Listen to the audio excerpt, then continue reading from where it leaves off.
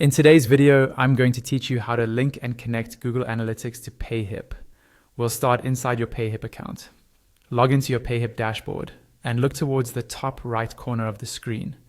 You'll see an option labeled Account. Click on that, and from the drop-down menu, choose Settings. Once you're on the Settings page, scroll down until you find the section that shows your username and store URL. This is the unique address of your Payhip store. Go ahead and copy that URL because we'll need it in a moment when we set things up in Google Analytics. Now, open a new tab and go to Google Analytics, then sign into your account. At the bottom left of the Google Analytics interface, you'll see a gear icon. This is the admin area.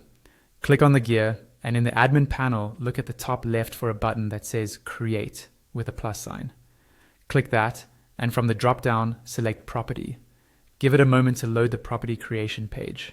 Here, you'll enter your property details. First, type in a property name. This can be something simple like your store name or anything that helps you recognize it later. Then choose your reporting time zone, which should match where your business mainly operates, and select your preferred currency. When you're done, click Next at the bottom. On the next screen, you'll enter your business details. Click the drop-down under Industry category and choose the option that best represents your business. Then, under Business Size, select the size that matches your situation. Once you've made your choices, click Next again. You'll now be asked to choose your business objectives.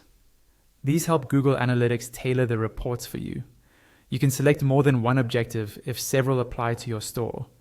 After you've chosen your objectives, click Create at the bottom. Next, you need to choose a platform to collect data from. Select Web. A drawer will appear on the right side of the screen. In the website URL field, paste the Payhip store URL you copied earlier. Then add a stream name, which can be something like Payhip store. When that's done, click Create and Continue at the top right.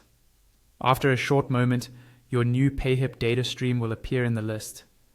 Click on it to open the web stream details. Here, look for your measurement ID. It usually starts with GE. Copy this ID carefully. Now switch back to your Payhip tab. In the Settings area, look for the tabs and click on Advanced Settings. Inside Advanced Settings, scroll until you find the section for Google Analytics. You'll see a text field where you can paste your measurement ID. Paste the ID you copied from Google Analytics, then scroll down to the bottom of the page and click Save Settings. Once you've saved, your Payhip store is now connected to Google Analytics, and you'll be able to start tracking your visitors and sales performance.